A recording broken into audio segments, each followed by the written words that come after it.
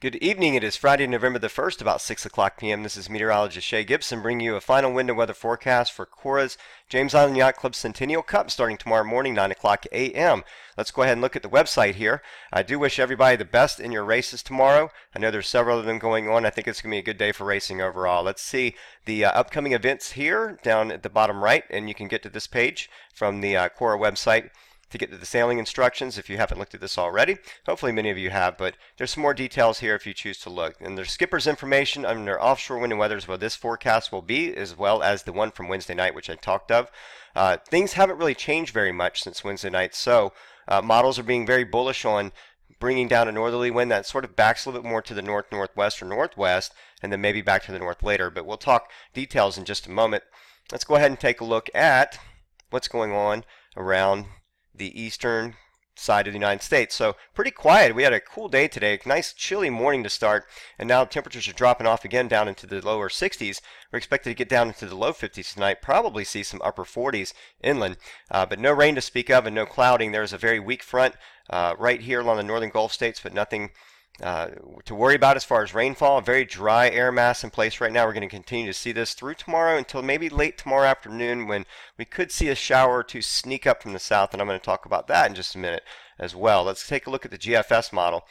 Here is the area of high pressure I'm speaking about right here. We have a sort of two highs. We have one along the southern Appalachians and one over the mid-Atlantic over towards the lee side Appalachians up in here.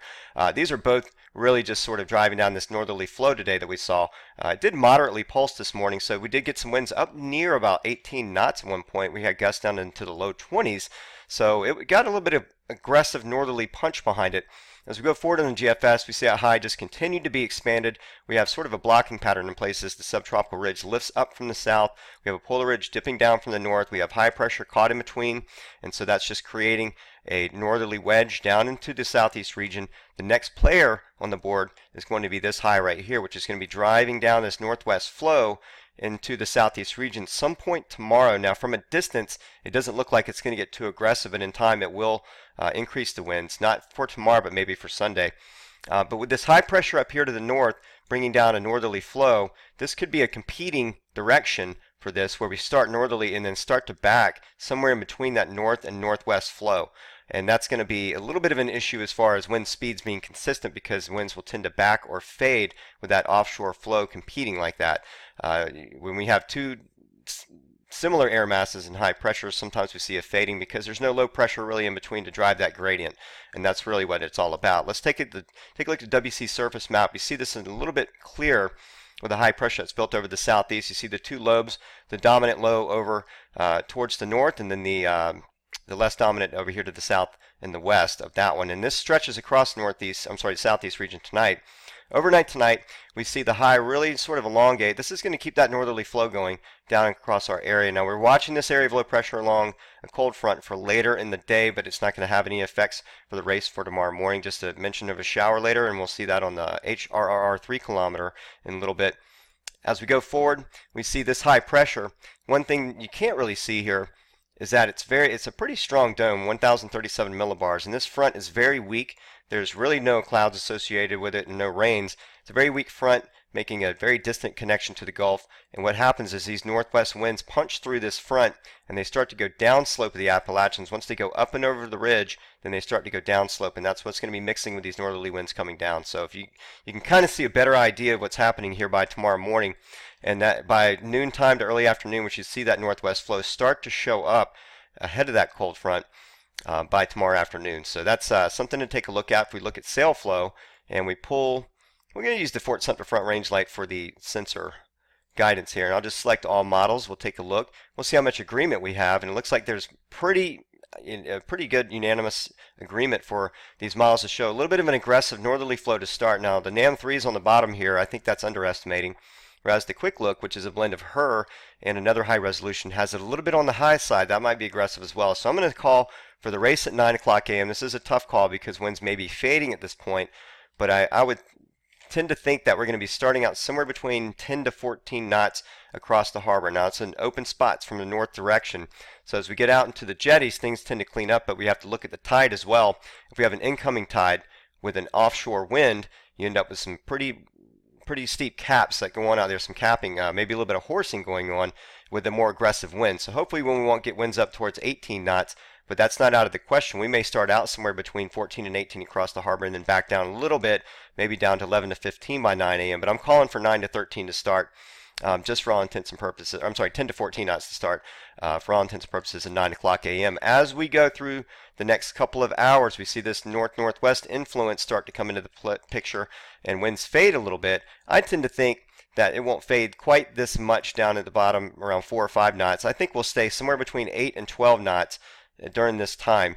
In fact, I don't think we'll get much below that for the rest of the day. In fact, we see an uptick later in the afternoon as winds become a little bit more aggressive. We may skip this dip in the speeds and go straight across and hold in the low teens all the way through the day. It just depends on how strong that high pressure makes it to the mountains and spills downslope and makes it to the coastline, and then how aggressive it is at that point. So that's going to be my final call, 10 to 14 knots to start, and then we drop down to 9 to 13 around noon, and then as we get into the early to mid-afternoon hours, we start to creep back up towards those a little bit moderate levels, towards 11 to 15 knots. I think that's what we'll see after 2 p.m. from the north to north-northwest. If we look at the Euro, this is pretty much on point as well. Now the Euro is starting a little bit more north-northeast in the morning, if you can see, and then it starts to back, and you can see right over here where this crease comes, where that front is sort of trying to get winds to shift west-southwest upslope on the mountains, and then we see that northwest flow really dominate down through the coast for the rest of the day, and that's pretty much what the Euro is reading as well. The Euro is a little bit more aggressive on a northwest flow, whereas the other miles were more north-northwest.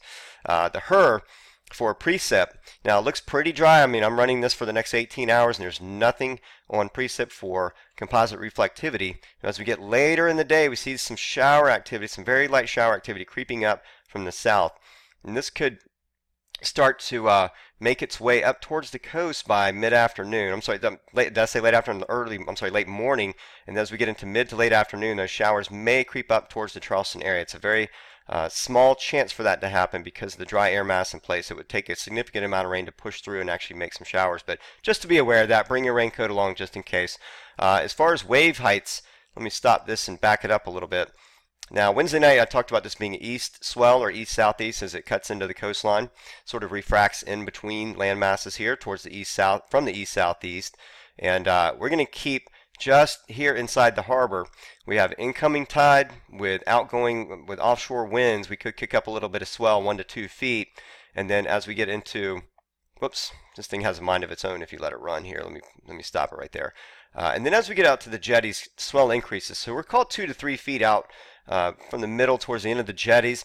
As we get closer towards the harbor, we're talking 1 to 2 feet. So 1 to 2 feet closer to shore, 2 to 3 offshore. And further out than that, if you go even a couple more miles out, you may be looking at 3, maybe 4 foot bumps out there.